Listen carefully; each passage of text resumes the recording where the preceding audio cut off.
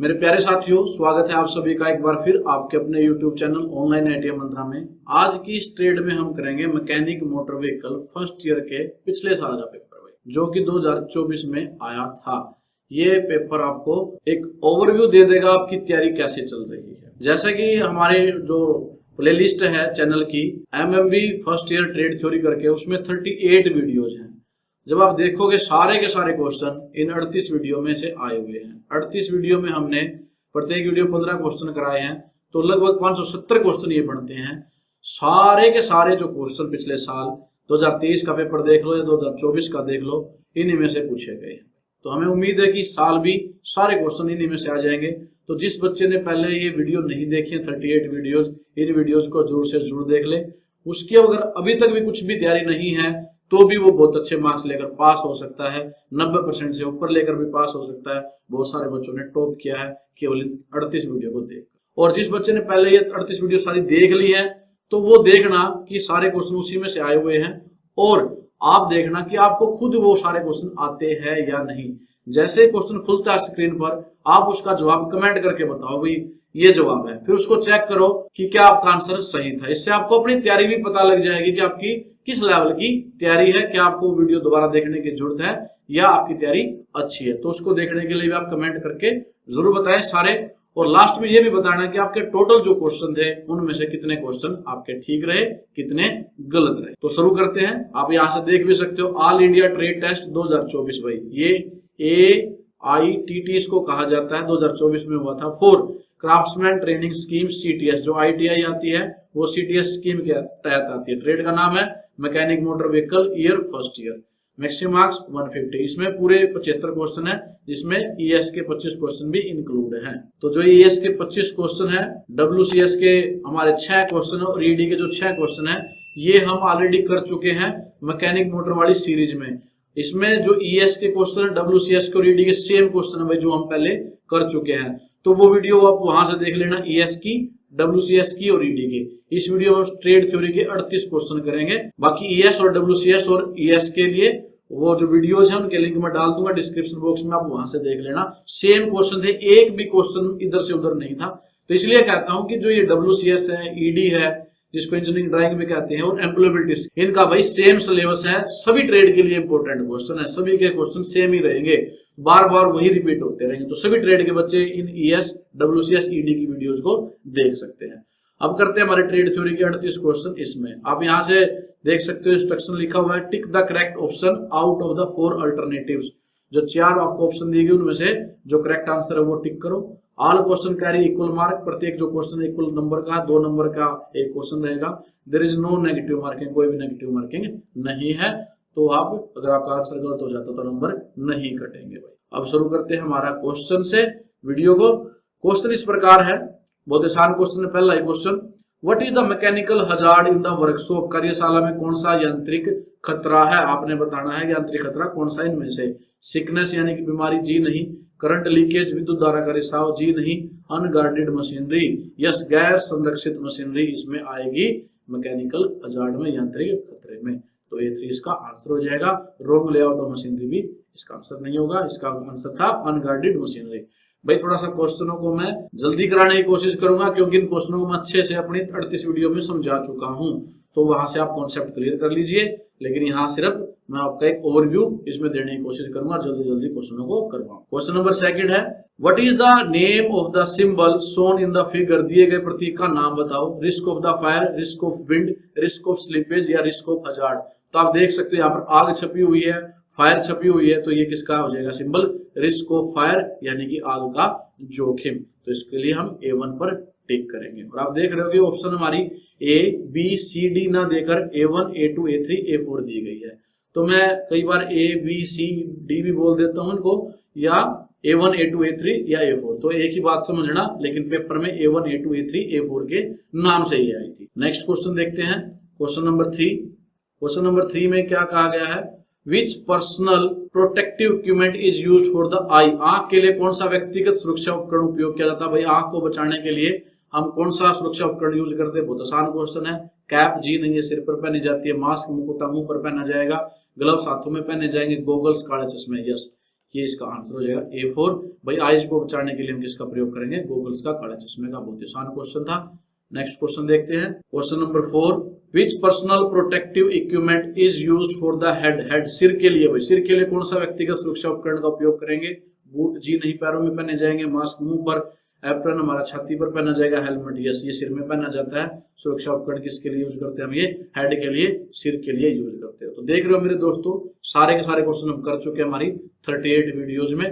तो इनके जवाब आप क्वेश्चन खुलते ही कमेंट करके जरूर बताओ, और लास्ट में ये भी बताना कि आपके कितने क्वेश्चन ठीक रहे जिसने ये सारे के सारे 38 वीडियोज देख रखे। नेक्स्ट क्वेश्चन करते हैं हम, question number 5, which oil is used in lift and crane. Lift और क्रेन में कौन सा तेल का उपयोग किया जाता है, गिंगली तेल यानी कि तिल का तेल जी नहीं, कोकोनट नारियल का तेल जी नहीं, हाइड्रोलिक ऑयल यस। जो हमारी लिफ्ट होती है, क्रेन होती है, उसमें कौन सा तेल यूज किया जाता है, उसको बोलते हैं हाइड्रोलिक ऑयल। तो इसका आंसर क्या हो जाएगा हमारा, A3 हो जाएगा। ग्राउंड नट ऑयल इसका आंसर नहीं है। मूंगफली का तेल, नारियल का तेल, तिल का तेल, ये तो रसोई में यूज किया जाता है, लेकिन यहाँ लिफ्ट और क्रेन पूछा गया है तो इसका आंसर हमारा हाइड्रोलिक ऑयल हो जाएगा। ये भी आसानी क्वेश्चन था। नेक्स्ट क्वेश्चन है question number 6, what is the name of the sign shown in the figure. ये साइन बताना हुआ किसका दिखाया गया है, चेतावनी किसके लिए होती है। ऐसे आपकी चेतावनी ये किसके लिए होती है, आप सभी को पता भी होगा, खंभों पर होती है भाई, ये जो पोल होते हैं बिजली के, वहां भी आपने देखे होंगे। तो ये किसके लिए है, रिस्क ऑफ फायर जी नहीं, लेजर बीम जी नहीं, टॉक्सिक हजार्ड जी नहीं, risk of electric shock yes, बिजली के झटके का खतरा, यानी यहाँ पर करंट का खतरा। इसी प्रकार जो पोल होता है, खंभा होता है बिजली का, उस पर निशान लगा होता है ताकि जो मनुष्य है उससे दूर रहे, भाई इसमें करंट लगने का खतरा है। तो ये क्या दिखाता है, रिस्क ऑफ इलेक्ट्रिक शॉक, बिजली के झटके का खतरा ये दिखाता है। नेक्स्ट क्वेश्चन हमारा क्वेश्चन नंबर 7, इसमें भी जो ये सिंबल दिखाया गया है, सिंबल का आपने नाम बताना है, भाई ये जो साइन है किसका है। फोगलिफ्ट, फोगलिफ्ट का है जी नहीं, रिस्क ऑफ फायर जी नहीं, फ्रंजाइल रूप, नाजुक छत जी नहीं, टॉक्सिक हजार्ड यस। विषाक्त खतरा, जहां पर टॉक्सिक चीजें होती है, टॉक्सिक का खतरा होता है, कोई जहरीला विषाक्त पदार्थ रखा होता है, वहां पर ये सिंबल होता है। आप देख सकते हो खोपड़ी बनी हुई है, इस प्रकार से हड्डियां क्रॉस की हुई है, आपने ये भी देखा होगा, टॉक्सिक विषाक्त खतरा ये दर्शाता है। तो A4 इसका आंसर हो जाएगा। नेक्स्ट क्वेश्चन है क्वेश्चन नंबर 8। क्वेश्चन नंबर 8 में पूछा गया, what is the mandatory sign shown in the figure. भाई चित्र में दिखाया गया अनिवार्य चिन्ह का, इसका जो चिन्ह है इसका क्या नाम है। सेव द वाटर, जल बचाओ जी नहीं, वॉश हैंड हाथ धोए, बिल्कुल ये इसका आंसर हो जाएगा A2। और जो हमने वीडियोज करी हैं 38 वीडियोज, उसमें हम प्रत्येक वीडियो में क्विज पूछते थे। भाई आप देख रहे हो कई क्वेश्चन तो उस क्विज में से ही पूछे गए हैं। तो जिस बच्चे ने क्विजों के जवाब देते थे कमेंट कर करके, उसके लिए सारे क्वेश्चन बहुत आसान हो गए होंगे।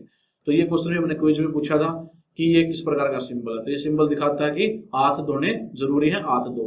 आगे जो कैंटीन जोन, ड्रिंकिंग वाटर, ये गलत ऑप्शन थी, तो इसका क्वेश्चन A2 था।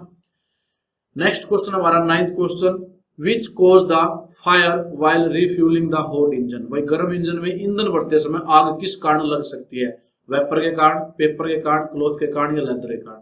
तो आग लग सकती है भाई वाष्प के कारण, वेपर के कारण। तो इस क्वेश्चन का आंसर क्या हो जाएगा, A1 हो जाएगा, क्योंकि जब रिफ्यूल करते हैं हॉट इंजन को, गर्म इंजन को, तो जो हमारा फ्यूल होता है वो गर्म अवस्था में वेपर बन के उड़ जाता है एनवायरमेंट में, और आग लगने का खतरा बढ़ जाता है, रिस्क हो जाता है। तो यह वाष्प आग लगने का खतरा बढ़ सकता है। तो A1 इसका आंसर हो जाएगा। नेक्स्ट क्वेश्चन हमारा 10th क्वेश्चन। क्वेश्चन में पूछा गया है, which toxic material causes lung cancer. भाई कौन सा वैसिला पदार्थ फेफड़ों के कैंसर का कारण बन सकता है। फाइबर जी नहीं, लकड़ी जी नहीं, ग्रेफाइट जी नहीं, एस्बेस्टस। तो जो एस्बेस्टस है ये बन सकता है हमारे लंग कैंसर के लिए खतरा। अगर ये हमारा इसके धूल कण हमारे अंदर चले जाएं, लंग्स में चले जाएं, तो ये लंग्स कैंसर कर सकते हैं। तो एस्बेस्टस इसका आंसर होगा। तो A4 पर टिक करेंगे। नेक्स्ट क्वेश्चन है हमारा क्वेश्चन नंबर 11। इसमें पूछा गया, what does ABC stand for in the first aid. First aid में जो प्राथमिक चिकित्सा होती है, ABC का क्या अर्थ होता है, यानी कि ABC की फुल फॉर्म क्या है। तो ऑप्शन में है आर्मी ब्रांच कैलकुलेट जी नहीं, एविएशन ब्रीदिंग क्यूमीन जी नहीं, अवे ब्रीदिंग सर्कुलेशन जी नहीं। जो ABC है उसका मतलब होता है A for airway, B for breathing, C for circulation. ये इसका आंसर हो जाएगा A4। ये आपको पता भी होगा, अगर पता नहीं है तो इसको याद कर लीजिए, ABC की फुल फॉर्म है।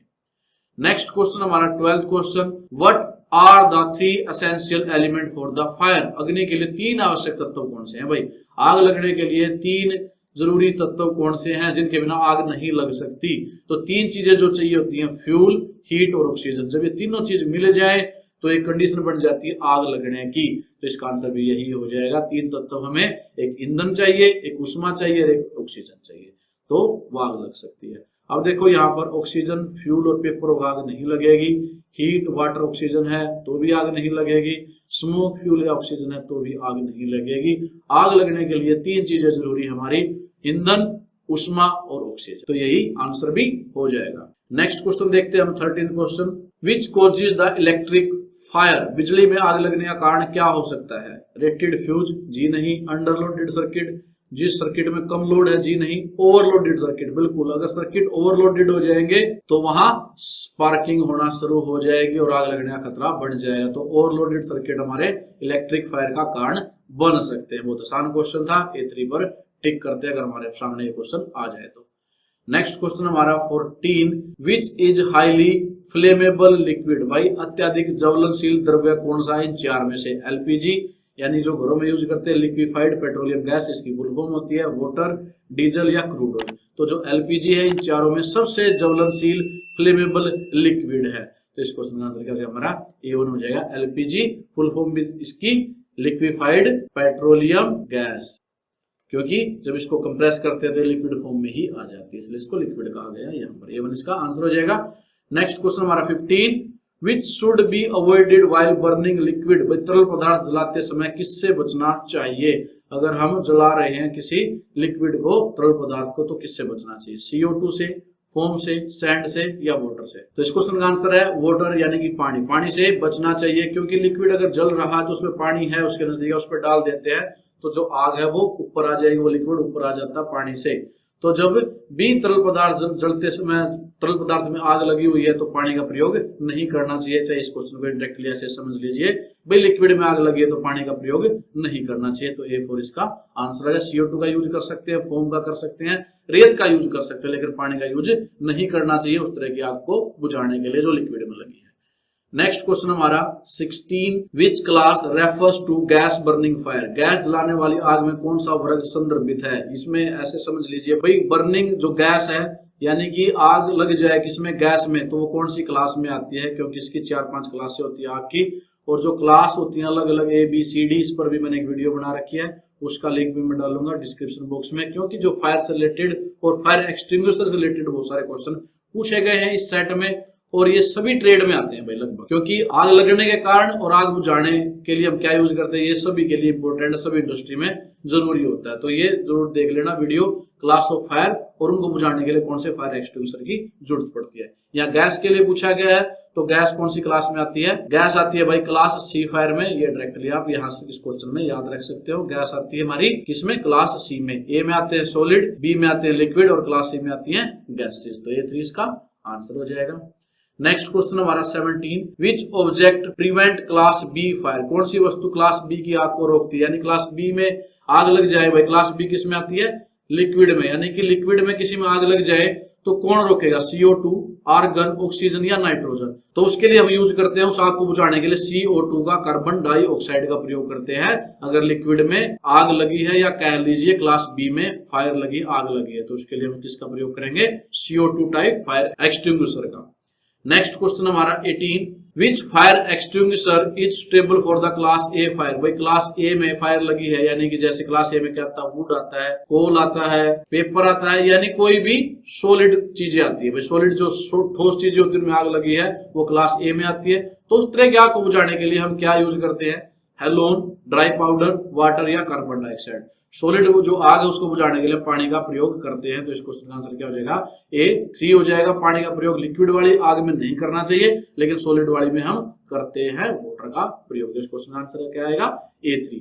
भाई फायर एक्सटिंग्विशर पे भी मैंने एक वीडियो बना रखी है पूरी की पूरी, कौन सी क्लास के लिए कौन सा फायर एक्सटिंग्विशर चाहिए होता है, अग्निशामक यंत्र का जरूरत होती है, वो वीडियो भी देख सकते हो। नेक्स्ट क्वेश्चन देखते हैं हमारा 19, ये क्वेश्चन भी फायर एक्सटिंग्विशर का ही है। Which fire extinguisher is suitable for the class C fire, class C fire के लिए कौन सा अग्निशामक यंत्र उपयुक्त होता है? क्लास C में क्या आती है, अभी बात की थी हमने, गैसेज में अगर आग लग जाए तो उसके लिए हम क्या करते हैं? फोम फील्ड एक्सटिंग्विशर का प्रयोग करते हैं, वाटर फील्ड का प्रयोग करते हैं, ड्राई पाउडर फायर एक्सटिंग्विशर का प्रयोग करते हैं, या कार्बन डाइऑक्साइड फायर एक्सटिंग्विशर का प्रयोग करते हैं। भाई गैसेज के लिए हम यूज करते हैं ड्राई पाउडर फायर एक्सटिंग्विशर। ये याद रखना, सूखा पाउडर अग्निशामक, जिसमें सूखा पाउडर होता है, वो फायर एक्सटिंग्विशर यूज किया जाता है गैसेज में लगी आग को बुझाने के लिए। नेक्स्ट क्वेश्चन देखते हैं हमारा 20, which safety include the uses of gloves and helmet in the workshop, भाई किसी किस सुरक्षा कार्यशाला में दस्ताने और हेलमेट का उपयोग शामिल है। यानी कि अगर आप ग्लव्स, दस्ताने और हेलमेट यूज करते हैं तो कौन सी सेफ्टी में आते हैं? जनरल सेफ्टी में, सामान्य सुरक्षा में जी नहीं। पर्सनल सेफ्टी यानी कि व्यक्तिगत सुरक्षा में जी हाँ। अगर आप दस्ताने या ग्लव्स पहनते हो तो ये किसकी सुरक्षा है? आपकी खुद की सुरक्षा है, तो ये किस में आएगी? आपकी पर्सनल सेफ्टी यानी कि व्यक्तिगत सुरक्षा में आएगी। बाकी ऑप्शन देखने की जरूरत नहीं रही। नेक्स्ट क्वेश्चन देखते हैं हम 21, which part is affected by the high noise level at the work place. कितना आसान क्वेश्चन है भाई। कार्यस्थल पर उच्च शोर का स्तर कौन से भाग को प्रभावित करता है? ईयर को, आई को, नोज को या हेड को? तो नॉइस की बात हो रही, आवाज की बात हो रही, तो किसको अफेक्ट करेगा? जो ज्यादा लेवल है तो ईयर को, यानी कि कान को खराब कर सकता है, उसको अफेक्ट करता है।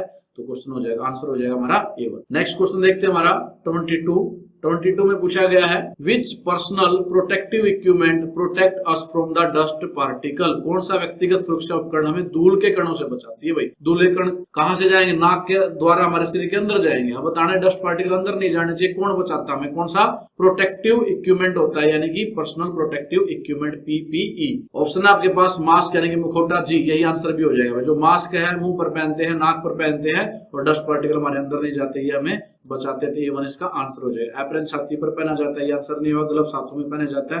फेस शील्ड पूरे फेस पर पहनी जाती है। तो जो मास्क है वो हमारे नाक पर लगाया जाता है और नाक के द्वारा धूल के कण अंदर जाने के चांसेस होते हैं। तो मास्क इसका आंसर हो जाएगा। ये भी आसान क्वेश्चन था। नेक्स्ट क्वेश्चन देखते हैं हमारा 23 में पूछा गया है what is the name of the sign shown in the figure. भाई ये जो साइन दिखाया गया है चित्र में, चिन्ह है, ये किस चीज का है? तो आप देख सकते हो यहाँ पर आग लगी हुई है, ये बीड़ी सिगरेट हो सकती है, उसको क्रॉस किया गया है। तो ये क्या? वन वे प्रोहिबिटेड, जी नहीं। पेडेस्ट्रियल प्रोहिबिटेड, जी नहीं। Do not extinguish with water, जी नहीं। Smoking and naked flame prohibited, yes. धूम्रपान और जो नंगल लपटे हैं वो निषिद्ध है, यानी कि यहाँ पर आप आग नहीं जला सकते, स्मोकिंग नहीं कर सकते जिस एरिया में ये साइन लगा हो। इसका मतलब ये होता है। तो इस क्वेश्चन का आंसर क्या हो जाएगा? हमारा A4 हो जाएगा। नेक्स्ट क्वेश्चन हमारा 24। तो देख रहे हो आप सारे के सारे क्वेश्चन आप देख लिए ना, जो हमने 38 वीडियोस की हैं उन्हीं में से पूछे गए हैं। भाई ये वीडियोस बहुत इंपॉर्टेंट क्वेश्चन है, जिसने नहीं देखी वो वीडियोस जरूर देख ले भाई। क्वेश्चन है इस प्रकार है 24, what is the name of the sign shown in the figure. ये भी हम कर चुके थे। ये जो साइन है, ये सिंबल है, किसका है? तो आप देख सकते हो ब्लैक एंड व्हाइट यहाँ दिखाया गया। व्हाइट बिल्कुल यहाँ पर क्या है? ये चश्मे हैं, गोगल्स हैं, ये आई प्रोटेक्शन के लिए हम यूज करते हैं। तो ये क्या दिखाता है? A1 में आई प्रोटेक्शन, नेत्र की सुरक्षा, यही आंसर भी हो जाएगा भाई। आंखों पर पहने गए चश्मे हैं, गोगल है, तो किसकी सुरक्षा करेंगे? हमारी आंखों की करेंगे, नेत्र की करेंगे। बाकी ऑप्शन नहीं देखनी है, इतना आसान क्वेश्चन है। नेक्स्ट क्वेश्चन हमारा 25, what is the name of the sign shown in the figure. ये साइन बताना है, चिन्ह है, किस चीज का है?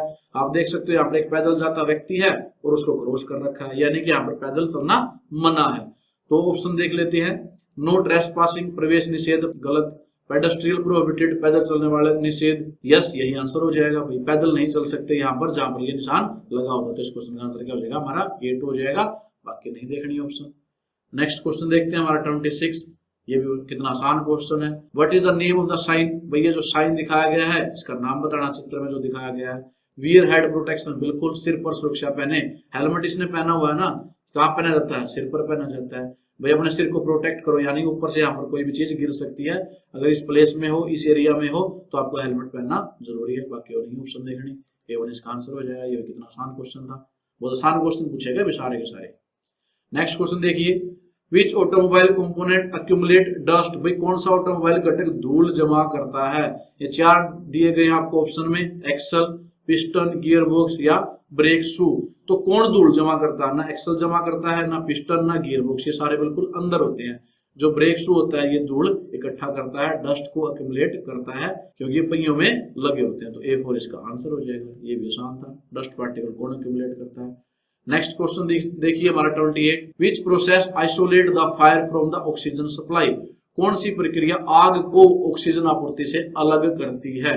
कूलिंग, स्टार्टिंग, मिसफायरिंग या स्मूथनिंग।